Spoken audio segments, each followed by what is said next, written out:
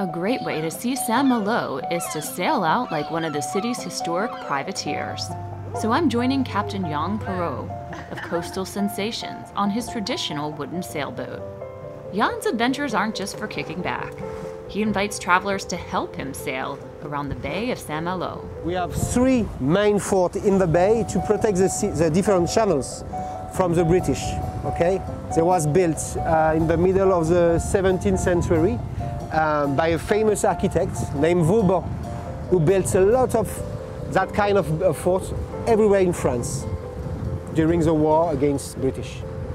Intriguing times. Yeah. But now, are you ready to tack? Sure. Sure. Yeah. I let you this. Okay. Okay. So you have to push on this way. This way. And we turn to the fort. Okay. You just tell me when.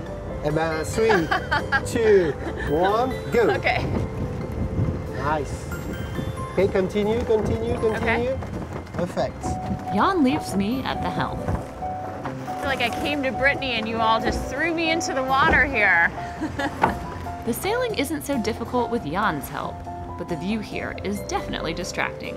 It's so nice on the water. Yeah, the perfect view. The perfect view. Yeah. You can see the fort of the Petit Bay. It's named Petit Bay, this one. You can rent it for party or what you want. Yeah. That's pretty cool. How much does it cost to rent that? I think it's more than 2,000 euros per night. Okay. But you can be 100 and 100. Wow. So you could walk out to your fort for your private party during low tide, and then the tide comes up, you're on your own private island. That's it. That's awesome. Yeah.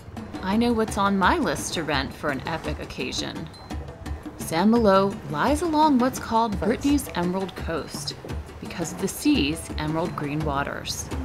These waters provide local residents with a wealth of seafood.